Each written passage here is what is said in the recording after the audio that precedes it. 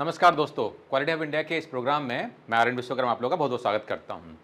दोस्तों, इस प्रोग्राम में हम लोग बात करेंगे कि डेवलप्ड कंट्रीज़ और डेवलपिंग कंट्रीज़ इन दोनों में क्या क्या की डिफरेंसेस होते हैं, कौन कौन से फैक्टर्स हैं, है ना। और उन फैक्टर्स के हिसाब से हम कंपैरिजन करेंगे कि डेवलप कंट्रीज़ में क्या होता है, डेवलपिंग कंट्रीज़ में क्या होता है, दोनों में क्या क्या अंतर्स हैं। तो दोस्तों, जब हम लोग डेवलप कंट्रीज की बात करते हैं तो डेवलप कंट्री जो होती है इन टर्म्स ऑफ इकोनॉमी और इन टर्म्स ऑफ इंडस्ट्रियलाइजेशन अगर बात करते हैं तो इंडस्ट्रियलाइजेशन और इकोनॉमी बात करते हैं तो ये काफ़ी एडवांस होते हैं और इन्हें फर्स्ट वर्ल्ड कंट्रीज भी कहा जाता है, ठीक है ना। सेल्फ सफिशिएंट नेशंस हैं। अब एक तरीके से तो कहा जाता है इनको सेल्फ सफिशिएंट नेशन, इसका मतलब नहीं कि डिपेंडेंट नहीं होते हैं, ये भी काफ़ी सारी चीज़ों में डिपेंडेंट होते हैं, लेकिन जो डेवलपिंग कंट्रीज होते हैं वो डेवलप कंट्री पर ज़्यादा डिपेंडेंट होते हैं। तो अगर नाम हम लोग देखें तो कुछ एग्जाम्पल्स हैं डेवलप कंट्रीज़ के, जैसे कि सिंगापुर हो गया, कनाडा हो गया, France, Australia, Germany, Italy, Japan, Norway, Sweden, Switzerland और यूएसए। तो ये कुछ एग्जाम्पल हो गए फर्स्ट वर्ल्ड कंट्री जिन्हें कहते हैं या डेवलप कंट्री कहते हैं। अब दूसरी तरफ में अगर हम लोग डेवलपिंग कंट्रीज की अगर बात करते हैं तो यहाँ पर इंडस्ट्रियल डेवलपमेंट जो है अभी मतलब हो रहा है, अभी उतना हुआ नहीं है इंडस्ट्रियलाइजेशन, और पर कैपिटल इनकम जो होता है ये भी कंपैरेटिवली डेवलप कंट्रीज से काफ़ी कम होता है। अभी डेवलपिंग कर रहे हैं तो अभी ग्रोथ के पाथ में हैं, तो ऐसा आप मान सकते हैं कि अगर अच्छी तरह से काम करेंगे तो आगे में डेवलप्ड कंट्री बन सकते हैं, पोटेंशियल हैं।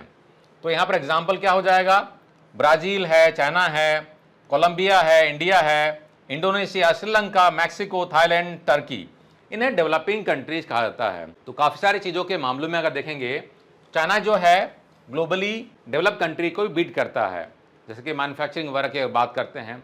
लेकिन काफ़ी सारी चीज़ों में जो फैक्टर्स हैं उन फैक्टर्स में अगर इनको हम तौलते हैं तो चाइना को अभी भी डेवलपिंग कंट्री ही माना जाता है। तो दोस्तों, डेवलपिंग कंट्री को थर्ड वर्ल्ड कंट्री भी कहा जाता है।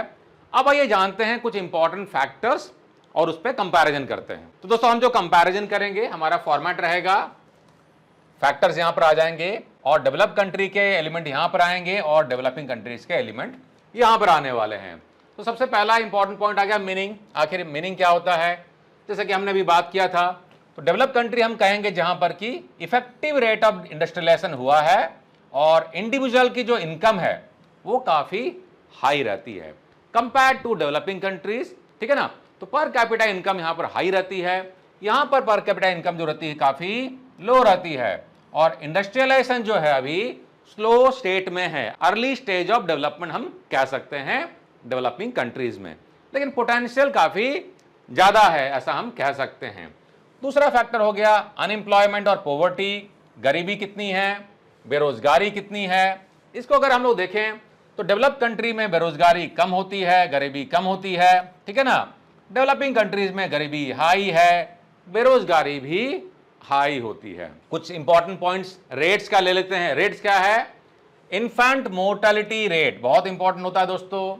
बच्चे जो पैदा होते हैं, पैदा होते ही उनकी जो मौत होती है, इसको भी एक पैमाना लिया गया है कंपैरिजन करने के लिए, क्योंकि क्या होता है डेवलपिंग कंट्रीज में मोर्टेलिटी रेट जो रहती है इन्फेंट की काफ़ी हाई होती है, यानी कि सपोज 100 बच्चे अगर पैदा हो रहे हैं रोज तो उनमें डेथ रेट कितना है, ठीक है ना।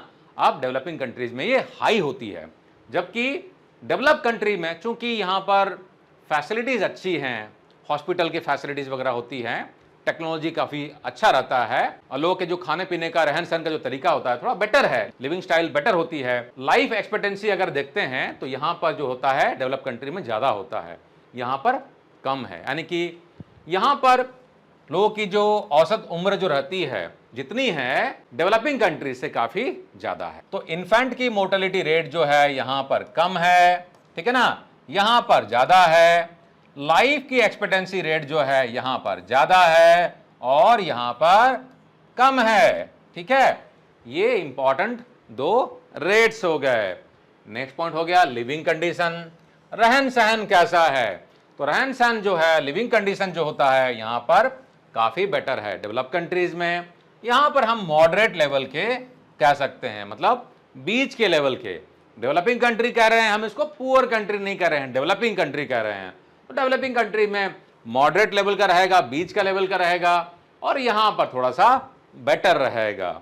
ये हो गया हमारा लिविंग कंडीशन। नेक्स्ट हो गया generates more revenue from revenue, कमाई कहां से होती है, जीडीपी में कंट्रीब्यूशन जो है किसका ज्यादा है, मैन्युफैक्चरिंग का ज्यादा है, सर्विस सेक्टर का ज्यादा है। तो डेवलपिंग कंट्रीज में, अब जैसे कि भारत का अगर ले लेते हैं तो भारत में सर्विस सेक्टर से ज्यादा कंट्रीब्यूशन होता है जीडीपी में, आईटी, आईटीएस, बीपीओ, केपीओ वगैरह वगैरह। मैन्युफैक्चरिंग से कंट्रीब्यूशन कम है कंपैरेटिवली, जबकि यहां पर हाई इंडस्ट्रियलाइजेशन है। तो डेवलप कंट्रीज में मैन्युफैक्चरिंग का कंट्रीब्यूशन जो होता है यहां पर काफी ज्यादा है compare to developing countries. Next factor क्या हो गया, growth rate. Industrial growth rate यहां पर काफी हाई होता है, जबकि यहां पर डेवलप कंट्रीज में अभी भी काफी लो है। हालांकि इंप्रूवमेंट है, भारत की बात करें तो भारत में काफी ग्रो हो रहा है, ठीक है ना। तो ग्रोथ पाथ में हम जा रहे हैं, डेवलपिंग कंट्रीज हैं लेकिन अभी डेवलप नहीं हुए हैं। भारत की सरकार प्लान कर रही है 2047 का टारगेट लिया गया है, ठीक है, कि भारत को एक डेवलप कंट्री हम बनाएंगे। आपका क्या कहना है इसके बारे में, कमेंट में लिख के बताइए। क्या भारत 2047 तक एक डेवलप कंट्री बन सकता है? बन सकता है तो भारत को क्या क्या करने की जरूरत है? क्या भारत की सरकार इस लाइन में काम कर रही है? हमारे इंडस्ट्री इस लाइन में काम कर रहे हैं? क्योंकि दोस्तों सिर्फ अगर सरकार पर छोड़ देंगे कि सरकार ही सब कुछ करेगी तो नहीं चलने वाला है। सरकार पॉलिसी बना सकती है, कुछ चीज़ों को फैसिलिटेट कर सकती है, लेकिन आम पब्लिक को, इंडस्ट्री को, जो बिजनेसमैन है, एंटरप्रेन्योर हैं, उनको भी बहुत कुछ करने की जरूरत है ना। आपका क्या कहना है इसके बारे में? 2047 का जो मिशन है कमेंट में लिख के हमको बताइए। तो हमने रेवेन्यू का सोर्स देखा। नेक्स्ट पॉइंट है दोस्तों ग्रोथ। तो यहां पर हाई इंडस्ट्रियल ग्रोथ है और यहां पर क्या है, ग्रोथ रेट जो है कंपैरेटिवली कम है, ठीक है ना। नेक्स्ट जो है स्टैंडर्ड ऑफ लिविंग। तो स्टैंडर्ड ऑफ लिविंग जो है यहां पर हाई है डेवलप कंट्रीज में, यहां पर स्टैंडर्ड ऑफ लिविंग लो है, यानी कि मकान जो रहेगा, बाकी घर में जो सामान रहते हैं, खर्चा करते हैं, है ना, तो रहन सहन जो है कंपैरेटिवली यहां पर डेवलप कंट्री में थोड़ा बेटर रहता है और डेवलपिंग कंट्री में थोड़ा सा कम रहता है, ठीक है ना। नेक्स्ट पॉइंट क्या हो गया, डिस्ट्रीब्यूशन ऑफ इनकम। जनसंख्या जो है उनमें इनकम डिस्पैरिटी कितनी है, कितने अमीर कितने गरीब हैं, क्या दोनों की कमाई बराबर है या बहुत ज्यादा अंतर है? जितना कम अंतर रहेगा उतना बढ़िया है, आइडियल सिनारियो, ठीक है ना। अब इसका मतलब ये नहीं कि डेवलप कंट्रीज में भी डिस्पैरिटी नहीं है, डिस्पैरिटी है लेकिन कंपैरेटिवली कम है। जबकि अगर डेवलपिंग कंट्रीज की अगर बात करें तो यहां पर डिस्पैरिटी काफी ज्यादा होता है। और अंतिम पॉइंट है दोस्तों हमारा फैक्टर्स ऑफ प्रोडक्शन। तो फैक्टर्स ऑफ प्रोडक्शन जो यहां पर इफेक्टिवली यूटिलाइज होता है, यानी कि प्रोडक्टिविटी के लिए जो हमारे फैसिलिटी रहती हैं, इंफ्रास्ट्रक्चर रहती है, मशीनें रहती है, लेबर की प्रोडक्टिविटी जो रहती है, कंपैरेटिवली कितना है, कंपैरेटिवली यहाँ पर डेवलप कंट्री में बहुत बेटर रहता है। तो बेटर यूटिलाइजेशन होता है मशीनरी का, फैसिलिटीज का, यहाँ पर यूटिलाइजेशन उतना इफेक्टिवली नहीं हो पाता है, कंपैरेटिवली यहाँ पर बेटर होता है। तो दोस्तों ये कुछ इंपॉर्टेंट फैक्टर्स हो गए, मीनिंग हमने समझा, अनएम्प्लॉयमेंट का रेट हमने जाना, पॉवर्टी के बारे में हमने जाना, फिर उसके बाद हमने दो रेट देखा, इन्फेंट का मोर्टेलिटी रेट और लाइफ की एक्सपेक्टेंसी रेट देखा हमने, ठीक है ना। ये थर्ड पॉइंट हमने देखा। फोर्थ पॉइंट हमने देखा लिविंग कंडीशन, फिर हमने रेवेन्यू का जनरेशन कहाँ से होता है इसको देखा, ओवरऑल ग्रोथ को समझा, स्टैंडर्ड ऑफ लिविंग को समझा हमने, सातवां फैक्टर, डिस्ट्रीब्यूशन ऑफ इनकम को समझा, आठवां फैक्टर, और नाइन्थ हो गया हमारा फैक्टर ऑफ डिस्ट्रीब्यूशन। तो इन 9 फैक्टर पर हमने दोनों के अंतर को जाना है। आशा करता हूं कि इस वीडियो से आपको ये डिफरेंस क्लियर हो गया होगा।